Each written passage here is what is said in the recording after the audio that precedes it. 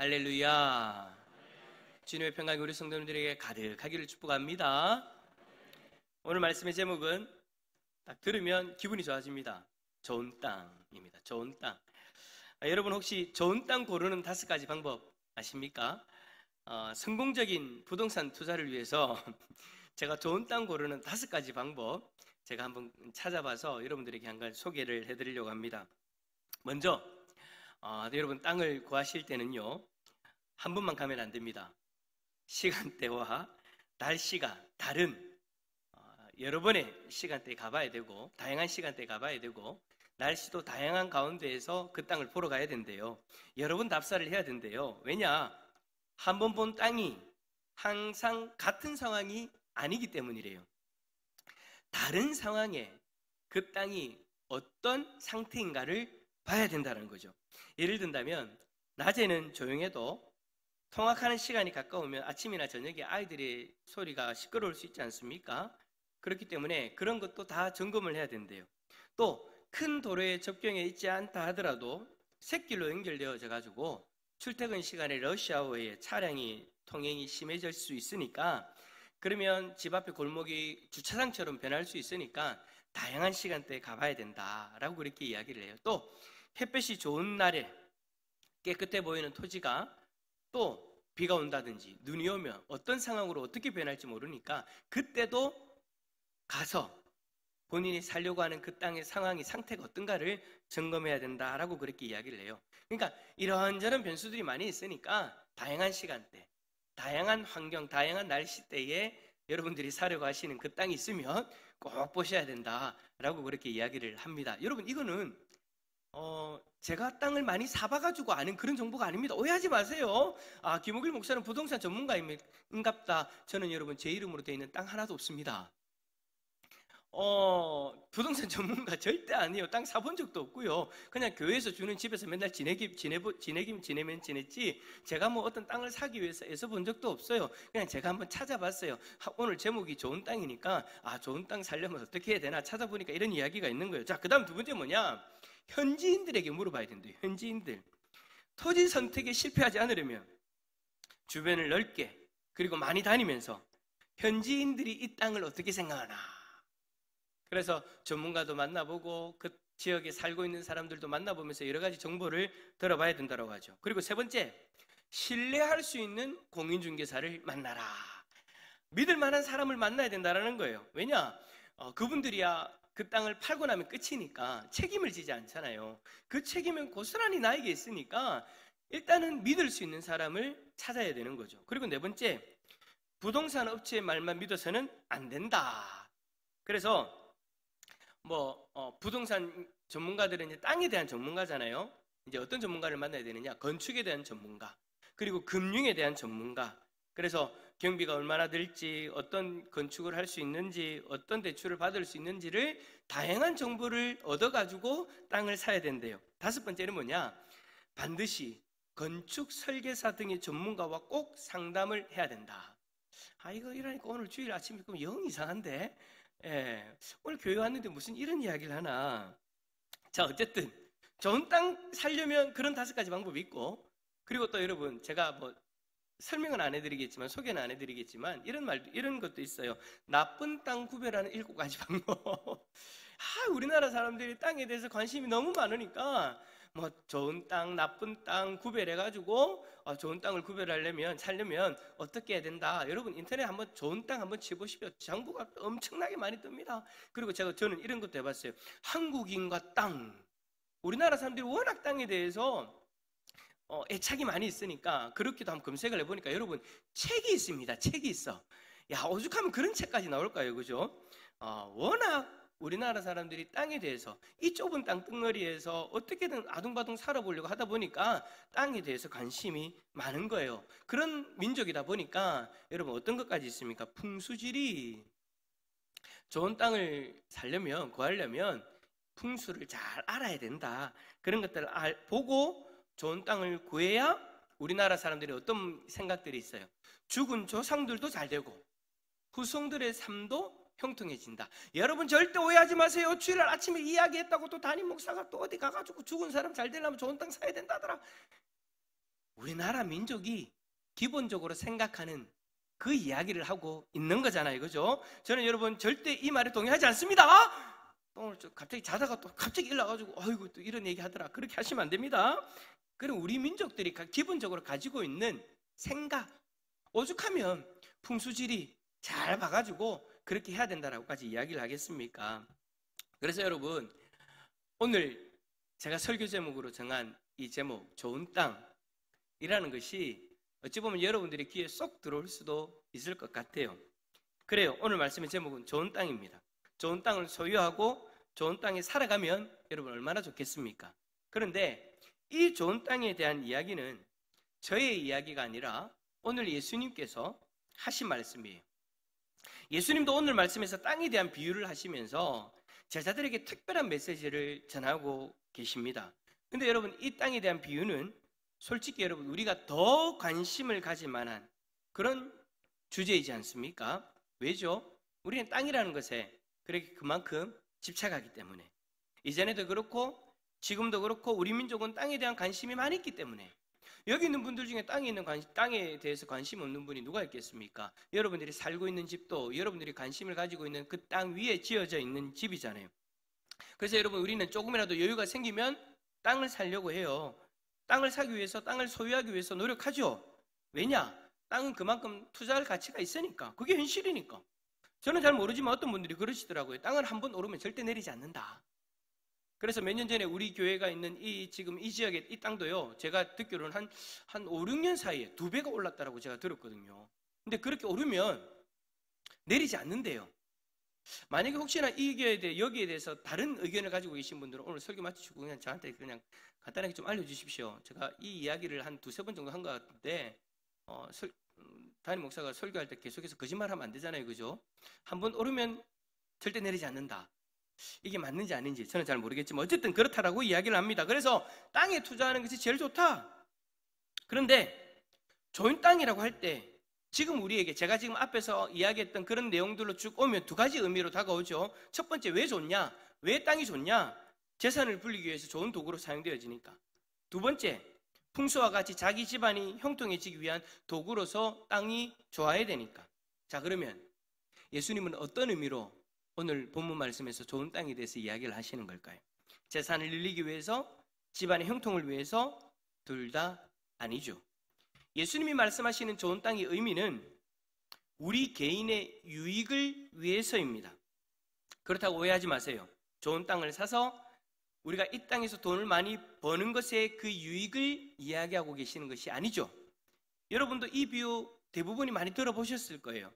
잘 아실 테지만 또 의외로 처음 듣는 분들도 계세요. 이제 신앙생활 하신 지 얼마 안 되는 우리 성도님들 계시잖아요. 그래서 잠시 설명을 드릴게요. 자, 예수님이 제자들과 무리들 앞에서 말씀을 전하실 때 씨를 뿌리는 자가 나아가서 씨를 뿌리는데 그 씨가 뿌려지는 땅의 상태에 대해서, 땅의 종류에 대해서 4가지를 언급하십니다.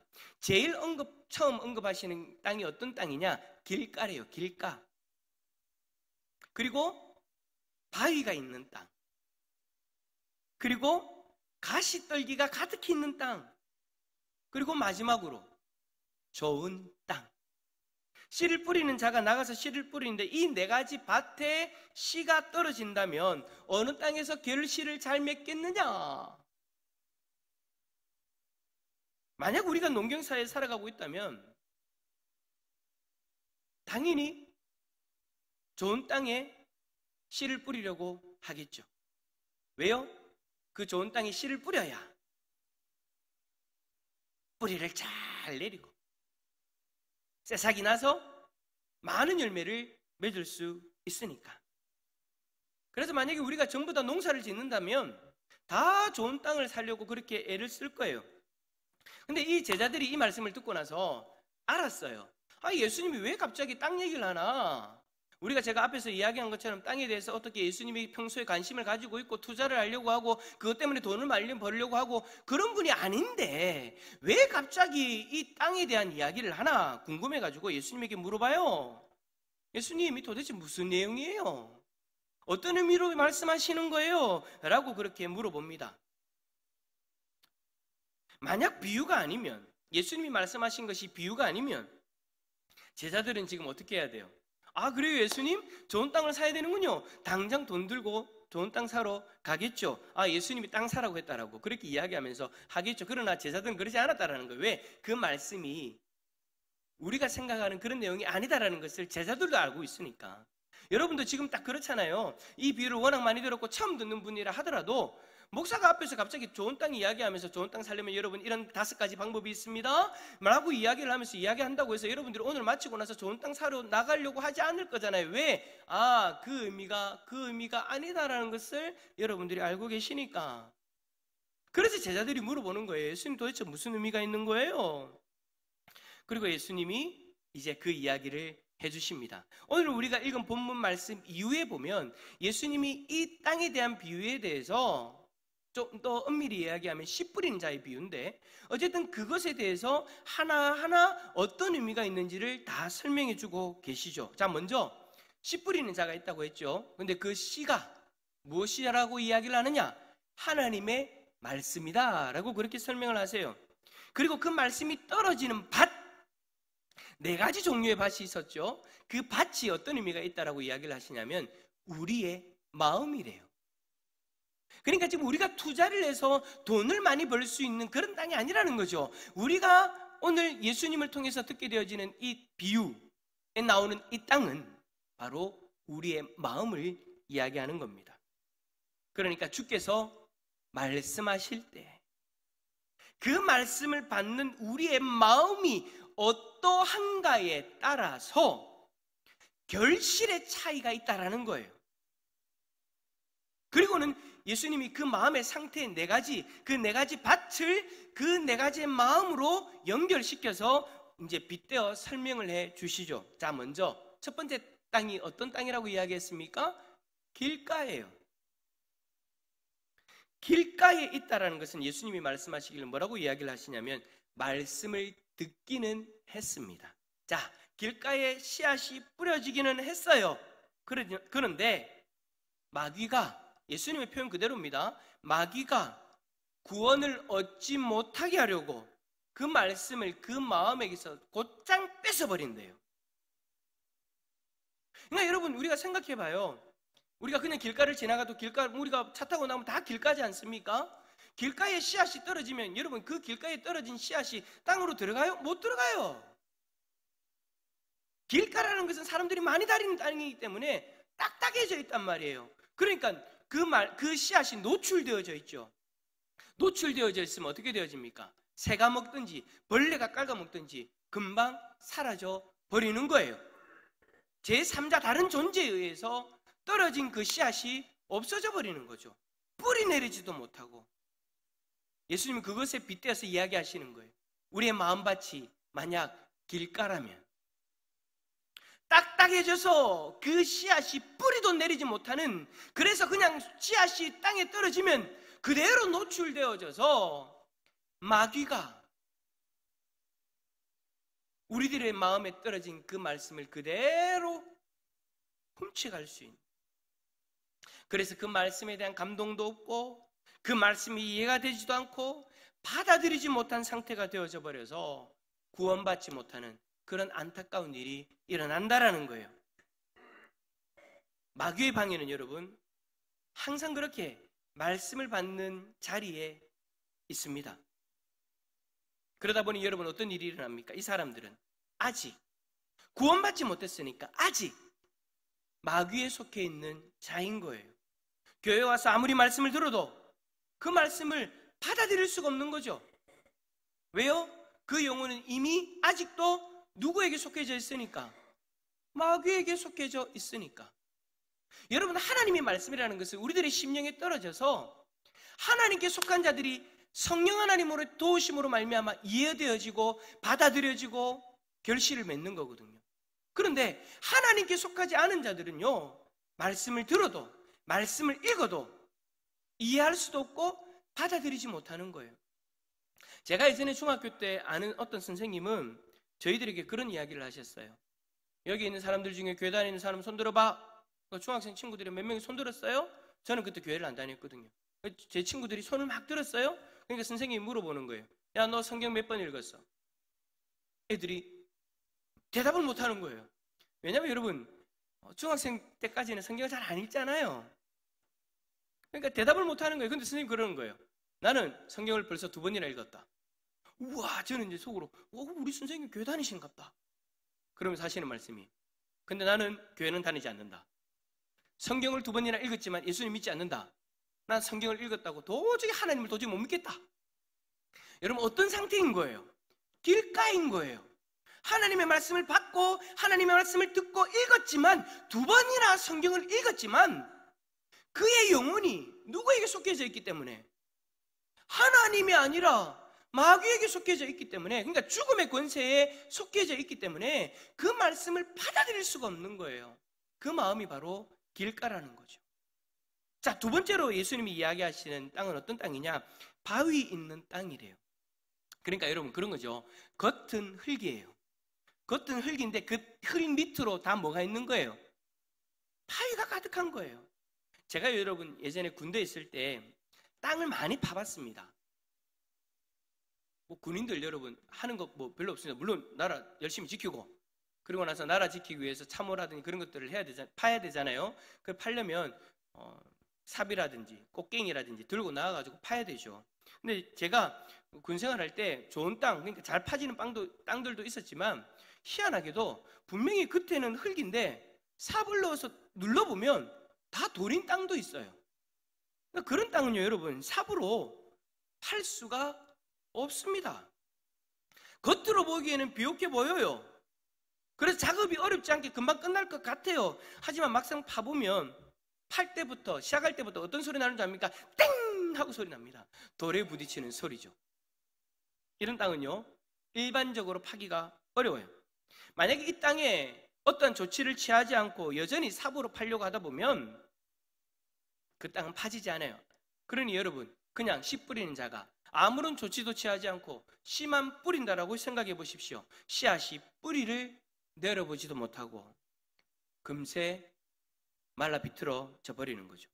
예수님은 이러한 땅을 말씀을 들을 때의 기쁨으로는 받지만, 그러니까 겉으로 드러나는 현상을 이야기하는 거예요.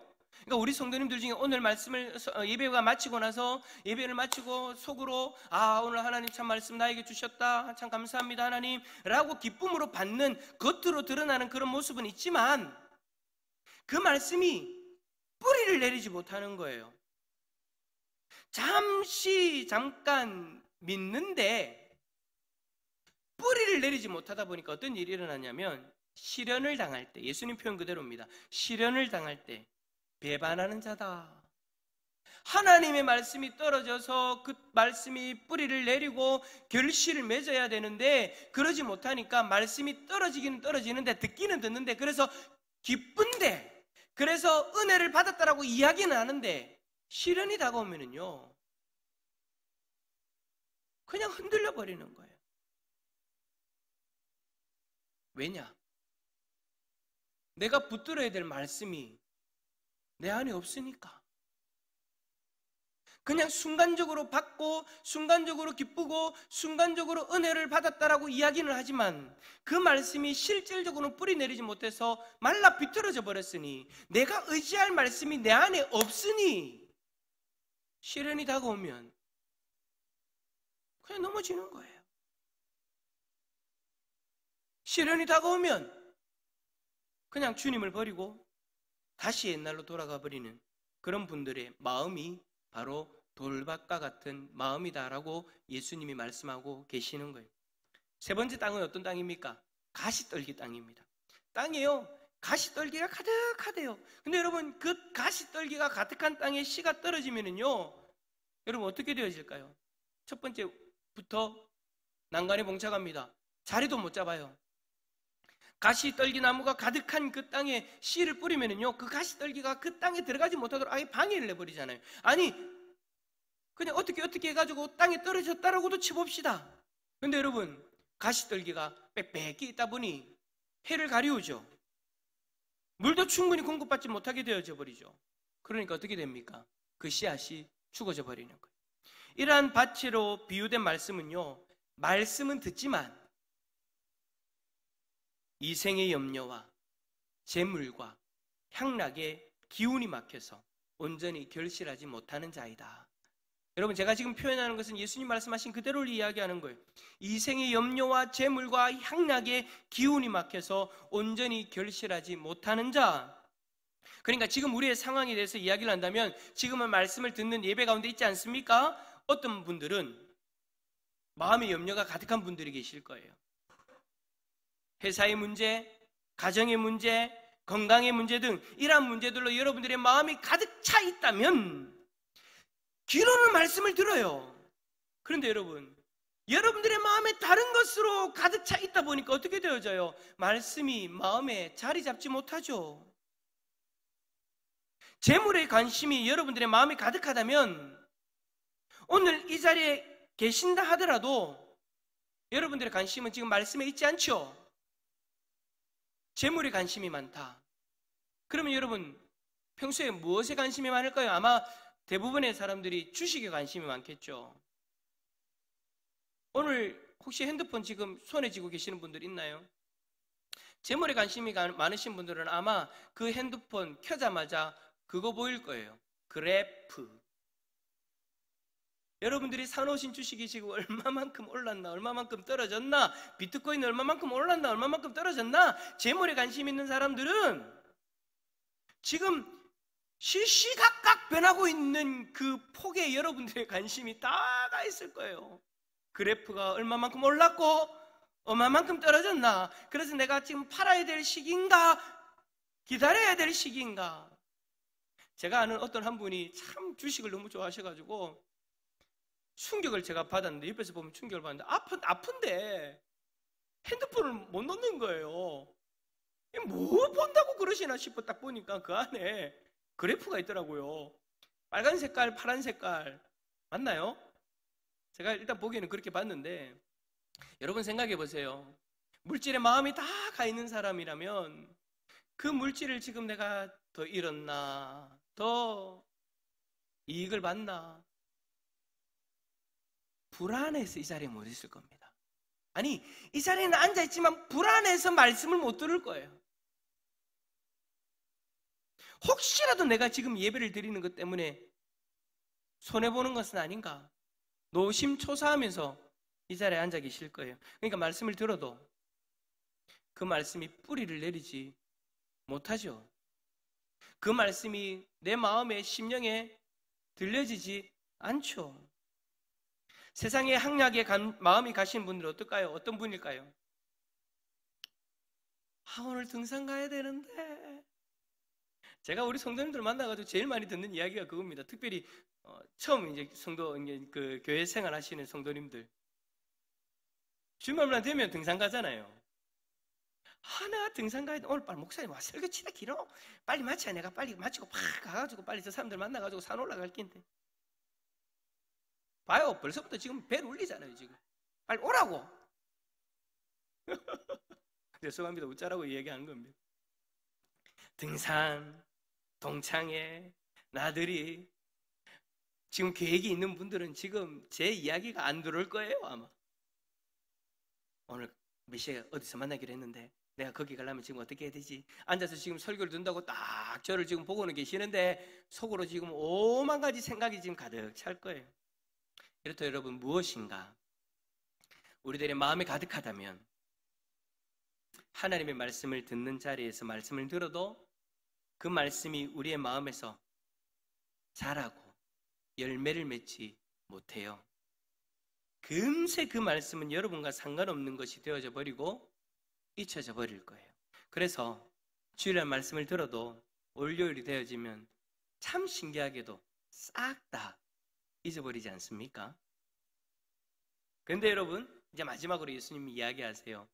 좋은 땅. 좋은 땅은 어떤 땅일까요? 당연히 말씀이 땅에 떨어졌는데, 마음에 떨어졌는데 착하고 좋은 마음으로 그 말씀을 듣고 지켜가지고 인내의 결실로 열매를 맺는 자, 그 마음을 예수님이 이야기하시는 거예요. 참 신기하죠? 우리는 좋은 땅을 원합니다. 이 세상에서도 우리가 살아가는데 좋은 땅 필요합니다. 그 땅이 재산을 불리기 위한 목적이든 가족의 형통을 위한 목적이든 좋은 땅을 소유하려고 합니다. 그런데 우리의 마음이 좋은 땅이 되는 것에는 너무나도 소극적인 우리들의 모습이 있습니다. 이 땅에 눈에 보이는 좋은 땅을 소유하려고 해요. 악착같이 살아요. 그런데 내 마음이 좋은 땅이 되려고는 하지 않더라는 거죠. 언제나 이 모습인 사람, 수십 년 동안 신앙생활을 하면서 말씀을 들어도 어릴 때부터 모태신앙으로 자라도 언제나 그렇게 말씀을 들어도 언제나 변하지 않고 그대로예요. 뭐가요? 그 모습이요, 그 마음이요, 그 삶이요. 예수님을 믿기 전이나 예수님을 믿고 나서도 변하지 않아요. 그 사람의 삶이 변하지 않아요. 말씀을 들어서 말씀이 우리의 마음밭에 뿌려지고 그 말씀이 뿌리를 내리고 싹이 나고 열매를 맺어서 우리들의 삶이 변해야 되는데 그 삶이 변하지 않아요. 그래도 말씀을 계속해서 듣기는 하죠. 그러면서 질문해 보는 거, 이상하다. 하나님의 말씀을 나는 이렇게나 많이 들었는데, 그리고 그렇게나 많이 아는데 왜 나의 삶은 변하지 않을까? 여러분, 그것은요, 이상한 게 아니에요. 당연한 거예요. 왜 당연할까요?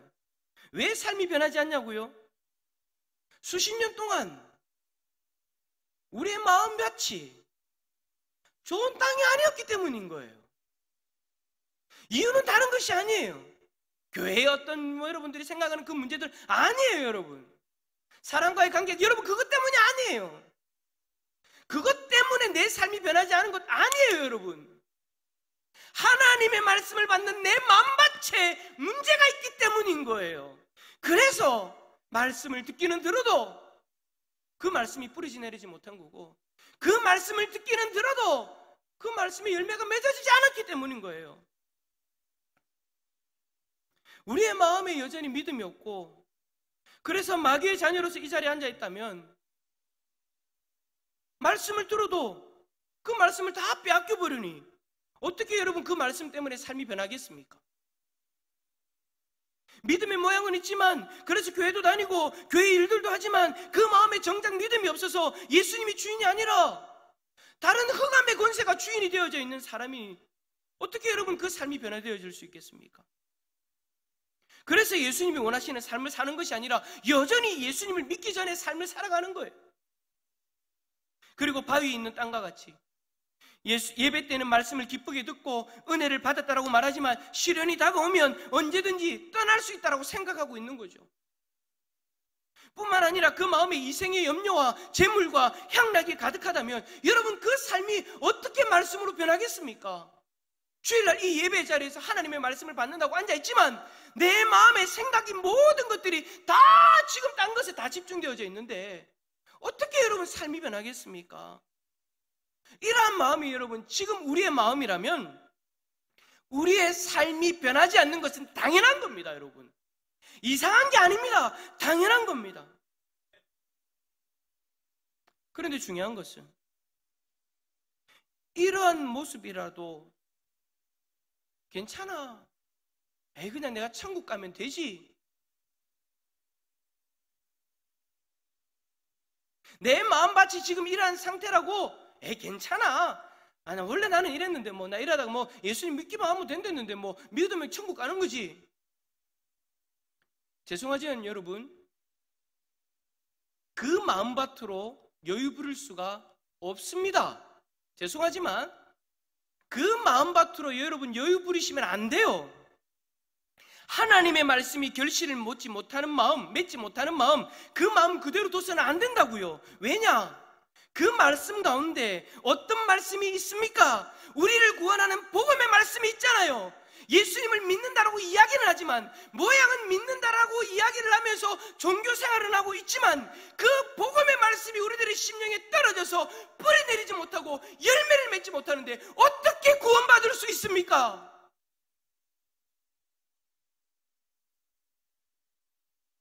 우리의 마음이 길가고 우리의 마음이 돌받치고 우리의 마음이 가시떨기로 가득 차 있는데 우리를 구원해야 되는 복음의 말씀이 떨어져서 뿌리 내리지 못하고 열매 맺지 못하면 그래서 생명의 열매가 없으면요, 여러분, 그 마음밭은요, 여러분, 구원받지 못하는 마음밭인 거예요. 그 마음밭으로 여러분 구원받을 수 없어요. 그 마음밭으로 우리의 믿음을 가지고 있다? 죄송하지만 여러분, 우리 예수님도 분명하게 말씀하셨어요. 주여 주여 하는 자마다 다 천국에 들어가는 것이 아니다라고. 그 사람들의 마음밭이 오늘 이 세 종류의 마음밭인 거예요. 복음의 말씀이 떨어져도 뿌리 내리지 못하고, 금세 마귀에게 빼앗겨버리고, 금세 말라 비틀어져 버리고, 금세 죽어버리는 그 마음밭으로는 여러분, 죄송하지만 여유 부려서는 안 돼요. 여러분이 이 세상에서 좋은 땅을 소유하고 싶듯이 반드시 하나님 앞에서 우리의 마음이 좋은 땅이 되기를 간절히 원하셔야 됩니다. 그래야 우리의 마음밭에 복음의 말씀이 떨어졌을 때 새 생명의 열매를 맺을 수 있는 거예요. 내 영혼이 죽음에서 새로운 생명으로 옮겨지는 그런 역사가 일어나게 되는 거예요. 예수 그리스도의 십자가 사건이 나의 죄를 속량하는 사건으로 열매를 맺을 수 있는 거예요. 만약 여러분의 마음이 돌밭이라면 꽃갱이라도 파서 개간을 해야 됩니다. 가시떨기로 가득하다면 그 내 마음에 있는 다른 잡생각들을 다 불태워 버려야 됩니다. 내가 하나님의 말씀을 받기에 방해되는 나의 고집, 나의 주장, 세상 염려, 재물, 향락, 그것들이 가득하다면 우리는 이제 그것들을 하나님 앞에서 다 내려놓을 수 있어야 됩니다. 그렇게 우리가 노력해야 되는 거예요. 그렇게 간절한 마음으로 기도해야 되는 거예요. 주께서 좋은 땅에 대한 이 비유의 말씀을 하시는 것은요, 다른 마음들을 가지고서는 말씀의 열매를 맺을 수 없다라고 이야기하시는 겁니다. 그래서 우리의 마음의 상태가 지금 어떤지 예수님이 여러분 하나하나 차례대로 정말 친절하게 설명해 주시잖아요. 그 이유가 뭐예요? 지금 이 말씀 앞에 서 있는 저와 여러분들의 마음이 뭐냐는지, 어떤 마음인지 보라는 거예요. 예수님이 그냥 비유의 말씀으로 끝내셔도 돼요. 들을 게 있는 자는 들을지어다 하고 끝내셔도 된단 말이에요. 그러나 하나하나 설명해 주시잖아요. 지금 내 마음이 어떤 마음인지 좀 살펴보라고 설명해 주시는 거잖아요. 그렇다면 이 말씀 앞에서 나의 마음을 비교해 봐야 됩니다. 내 마음이 지금 어떤 밭인지 살펴봐야 됩니다. 그러면서 예수님이 야, 너의 마음은 이런 마음이니까 포기해. 가 아니죠. 너의 삶에 열매가 맺어지지 않는다면 지금 네 마음밭이 이 문제 때문에 이런 것이니 이제 너의 문제를 직시하고 너의 마음을 정리하라. 너의 삶을 정리하라. 내 마음을 좋은 땅이 되기 위해서 회개해야 될 것 있다면 회개하고, 포기해야 될 것 있다면 포기하고, 내려놔야 될 것 있다면 내려놓아라. 오늘 우리에게 주시는 주님의 말씀입니다. 이 말씀 앞에서 우리의 마음의 상태는 어떤지 냉철하게 돌아봅시다. 그리고 이 세상이 좋은 땅이 아니라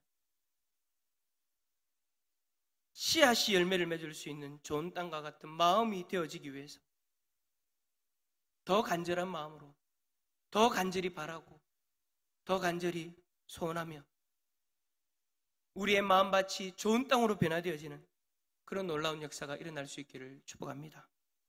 그래서 하나님의 말씀이 땅에 떨어져 우리의 마음밭에 떨어져 놀라운 열매를 맺는 100배, 1000배의 결실을 맺는 그런 복된 마음이 되어질 수 있기를 예수 그리스도 이름으로 축원합니다.